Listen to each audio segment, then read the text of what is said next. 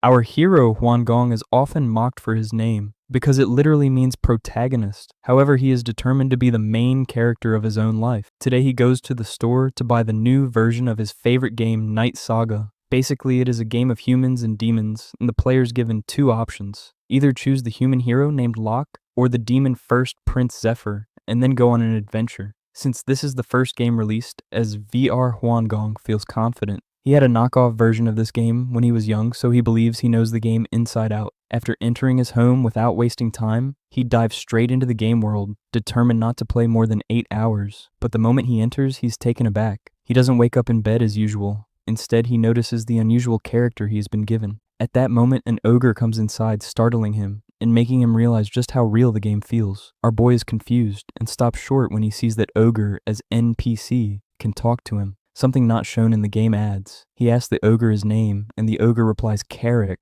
while wondering why his prince has forgotten it. Then Carrick leaves the tent, reminding him that everyone is waiting for him, calling him Prince Shutra. That solves the problem of his identity, as he remembers that Shutra is the 9th prince of the demonic land. But he is confused since the game didn't let him choose his own character. To check his situation, he opens his status window only to see very low stats, even lower than an ordinary NPC. Despite being a prince. Then he checks his skills, which are conquest and protagonist setting adjustment. He has a rough idea about this second skill. Before he can ponder more, Carrick returns to call him outside. He sees rows of ogres lined up. Seeing the army, our boy naturally wonders if they are supposed to fight some sort of war. Carrick scoffs and tells him to cut the nonsense and get going since they are about to fight the Scarlet Lightning tribe. He is taken aback, because he is going to be dragged straight into battle without any tutorial. He learns he has to support the 7th prince and the 8th princess in their struggle against the Scarlet Lightning ogre tribes that are creating an uprising. Worried, he voices his concern about going into war with only 10 fighters. Carrick looks confused because just yesterday, Juan Gong apparently knew that they were only going on patrol. Trying to ease the situation, Juan Gong opens up his mini-map and discovers a shortcut while Carrick frets about the long path they are supposed to take. Juan Gong insists that Carrick follow him since he knows a quicker route. They head into the woods and climb a cliff which leaves our boy completely exhausted. Carrick is stunned to see a gate and even more surprised by his prince's ability to find such a path. But when he notices his tired expression, he gets concerned. The next moment, golden light engulfs him, and a notification appears that he has leveled up. He's taken aback to see that not only has he leveled up by just walking, but he has also gained upgraded stats. 2 points added automatically, and 2 extra points left for him to allocate. His army urges him to move forward. He steels himself ready to face whatever waits inside the gate because he is not alone. Besides, he has confidence in his protagonist setting adjustment skill, since it serves as plot armor. Inside the gate, they find a cave. Carrick immediately notices that it must have been crafted by dwarves. There's a rumor that dwarves abandoned demonic land long ago, as no one has seen them in ages. Suddenly they spot treasure gleaming in front of them, and their faces brighten. The ogres assume it must have been left by dwarves, and immediately start looting the treasure. Looking around, Shutra also searches for something suitable for himself, but most items are far beyond his level. Some are not compatible with his magic capacity, and others are simply too heavy for him to carry. In the end, he realizes he can't take anything useful at this level, so he decides to store the items into his inventory. He checks whether he has one, and indeed he does. Testing it, he stores a weapon inside. All he needs to do is touch an item and think about storing it, and it is instantly done. Suddenly, he sees the Scarlet Lightning tribe approaching on his map and warns everyone.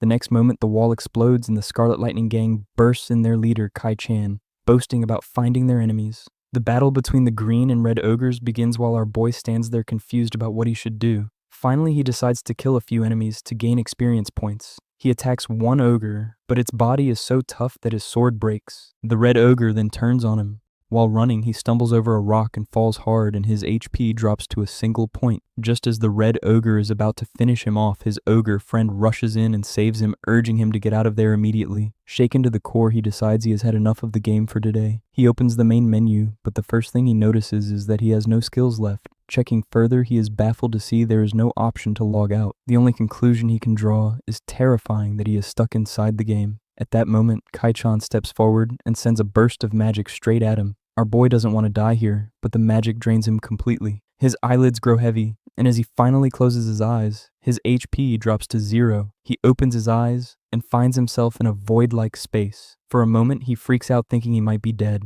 The next instant, a bright light appears, and within it stands a woman who informs him that he is the fated one to come here. She advises him to conquer, enslave, and then rule. Before he can understand anything, he is struck by the bright light, and the next moment he opens his eyes again, this time on the battlefield. Meanwhile, both ogre clans are clashing fiercely. Kai-chan thinks the green ogres are fools for coming with such a small force. He orders his men to wipe them all out. Then he notices our boy standing there, golden light engulfing his body. A notification informs him that he has awakened to the ability of telekinesis. He never learned such a skill, but probing further he realizes that telekinesis is a subcategory of his Knight of Conquest skill. Kai-chan orders his minions to kill Shutra, while the green ogres instinctively form a circle to protect him. Looking at his notification screen, Shutra recalls that Knight of Conquest is not a standard knight class. He doesn't understand how he obtained this ability, yet it feels etched into his mind, something he can use by instinct. He chants a spell activating his Under the King's Banner skill. This ability grants a power boost to all allies in the vicinity. The green ogres immediately feel overwhelming strength flooding their bodies.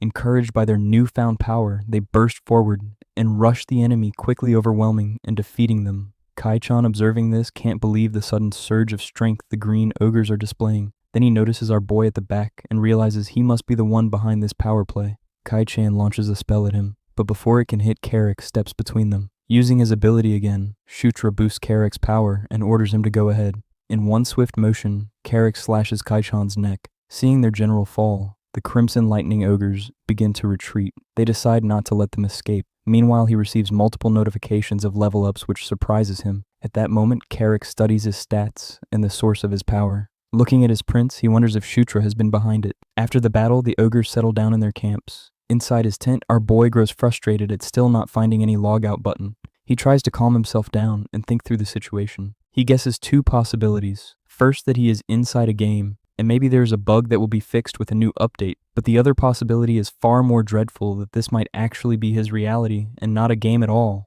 Thinking it through, he considers that just like in novels and comics, he might have been transported into an alternate game-like world. Everything feels real, including NPCs communicating naturally, and he can even see things that should normally be censored. Deciding to stay positive, he reassures himself that at least he's not born as a monster. Besides, being a prince can't be that bad. At that moment, he's called outside by Carrick, who demands a sparring match with him. Our guy doesn't understand the logic behind it. Carrick explains that since he is their future leader, he wants to know his level of swordsmanship to prepare for the future. He is still hesitant, but Carrick tosses him a sword, promising to hold himself back.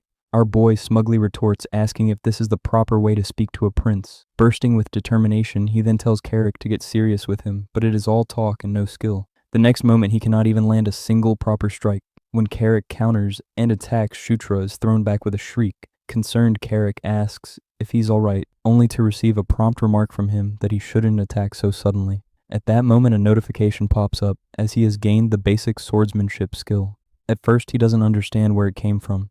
Suddenly, his eyes widen in realization as he recalls when he was struck by Kai-chan's telekinesis attack and somehow acquired a similar skill. He wonders if he gains new skills whenever he is hit by the particular ability. Carrick, however, is about to end the sparring session when our dude's voice stops him. Looking back, he declares confidently that he is only just beginning the match.